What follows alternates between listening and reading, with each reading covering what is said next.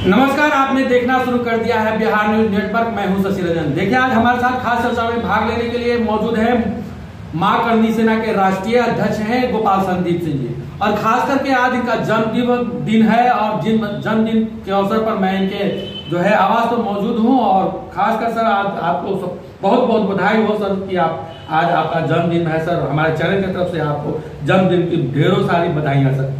धन्यवाद आपको जी और आपके कैमरामैन अभय जी को और आपके सभी देखने सुनने वाले चैनल को देखने सुनने वाले सभी को मेरी तरफ से बहुत सर पहला सवाल सर आपसे मैं करना चाहूंगा सर कि मां करनी सेना सर राष्ट्रीय अध्यक्ष होने के नाते सर आपका संगठन जो सर हिंदुओं के लिए हमेशा काम करती आई है और कर भी रही है। लेकिन आज आपने सर अपने फेसबुक अकाउंट से सर जो है खासकर सर क्षत्रियों के लिए एक ललकार लगाया है सर। और आखिर ऐसा क्यों सर? देखिए शशि जी, मेरा जो मत है, हम लोग संपूर्ण समाज के सनातनी लोगों के लिए कार्य करते हैं। हम जाति नहीं है, कभी भी जाति नहीं। हम लोग जो मतलब हिंदू जिसको बोला जाता है, मैं उन सभी हिंदू में जो भी जातियां हैं उन सबों को हिंदू के साथ में। लेकिन शशि जी, मैंने कुछ दिनों से कुछ वर्षों से इस चीज को देखते आ रहा हूँ कि हमारे समाज मतलब क्षत्रिय समाज को एक तरह से दरकिनार करने की बहुत बड़ी साजिश राजनीतिक पार्टियों के द्वारा की जाती है। उसमें हो क्या रहा है कि आजादी के बाद हम पार्लियामेंट में, हम विधानसभा में राज्य के हिसाब से जितनी संख्या में होते थे उसके आधे भी अब नहीं रह गए। और अगर राजपूत समाज की बात की जाए जी, मैं क्षत्रिय समाज की बात कर रहा हूं। आज आधे भी हम नहीं रह गए। दूसरी चीज, हम लोगों को सभी स्तर पर प्रताड़ित करने की कोशिश हो रही है राजनीतिक पार्टियों की। मैं एक राजनीतिक पार्टी की बात नहीं करूंगा, सभी राजनीतिक पार्टियों की बात करूंगा। और इसलिए मैं आज अपने जन्मदिन पर, आप लगता है मेरा वो वीडियो देखे होंगे जिस पर मैंने बोला है क्षत्रिय समाज को, तो आज मैंने अपने जन्मदिन पर अपने क्षत्रिय समाज को ललकारा हूं। इसलिए ललकारा हूं कि हमारा नेचर नहीं है भीख मांगने का, हम भिक्षाटन नहीं कर सकते हैं। मैंने दान दिया है, मैंने 565 रियासत दान दिया, मैंने अरबों रुपए का सोना चांदी हीरा जवाहरात इस देश को दान दिया। हम लोगों ने लाखों एकड़ जमीन आजादी के बाद इस देश को मजबूत करने के लिए दान दिए।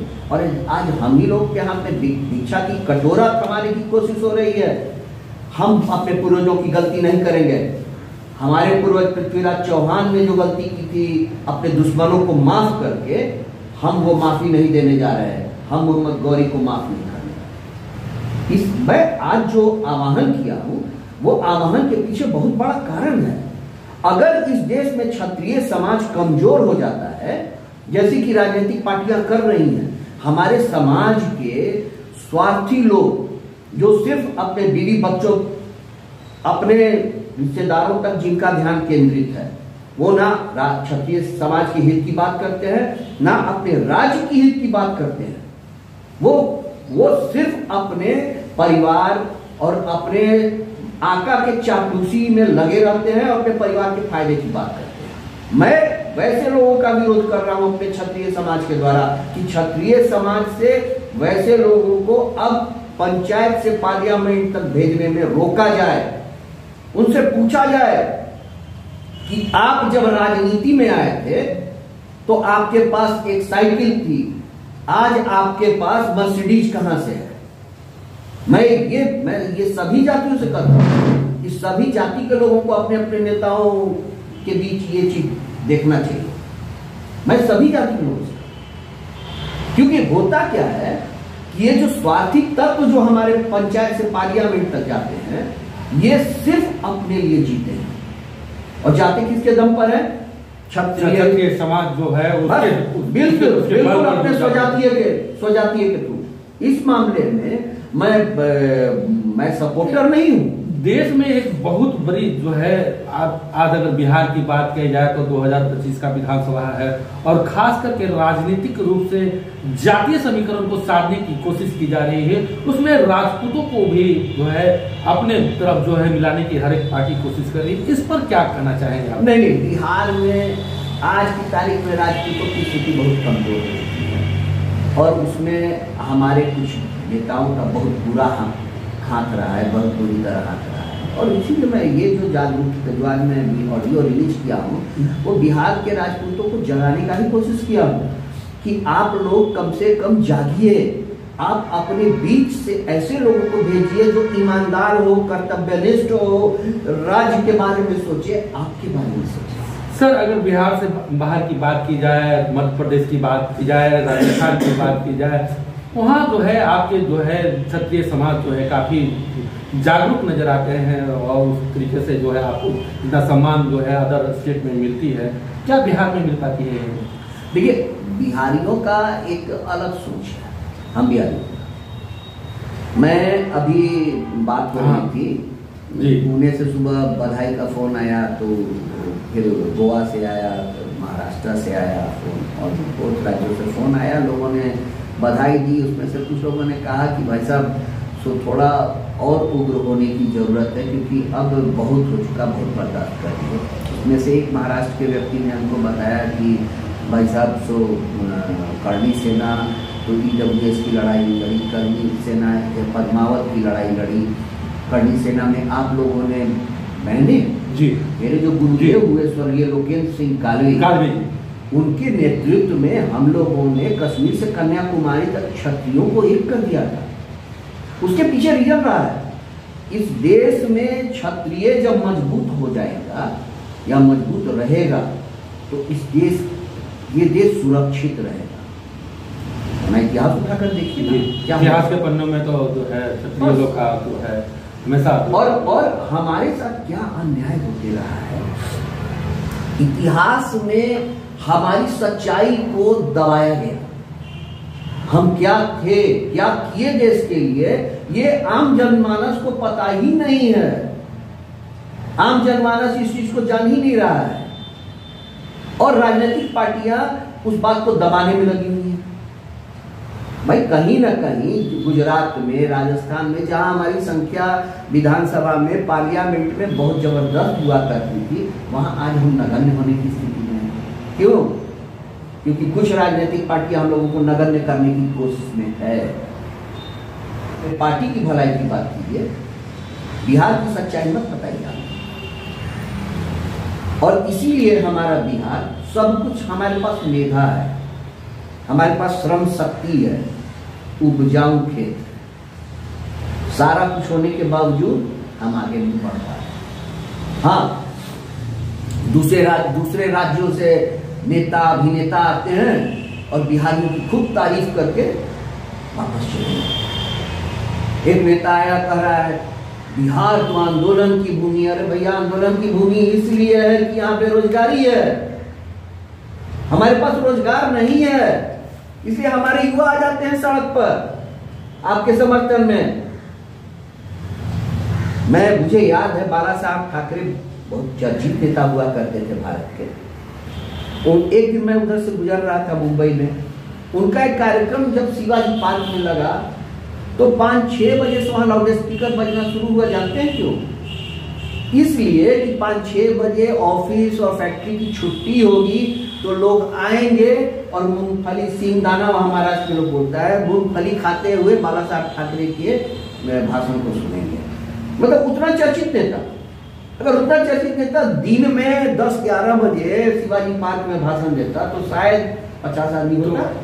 कहीं न कहीं बिहार के जो लोग हैं, आज जिस तरीके से आज जो है बेरोजगारी की बात की जा रही है, उसमें जो है क्या लगता है आपको कि बिहार में इस तरीके से आंदोलन चलते रहेगा, लोग राजनीति के पीछे भागते रहेंगे, नेताओं के पीछे भागते रहेंगे? देखिए, जब तक मैं आपको क्या बोलूं कि जब तक सर्व समाज से, सभी समाज से बुद्धिजीवी, कर्तव्यनिष्ठ, ईमानदार, समाज के प्रति अपने उत्तरदायित्व का निर्वहन करने वाला, राज्य के प्रति कि अच्छी सोच रखने वाला, विजनरी, जिसके पास विजन हो, वो लोग जब तक सत्ता में नहीं बैठेंगे, वो पक्ष हो या विपक्ष।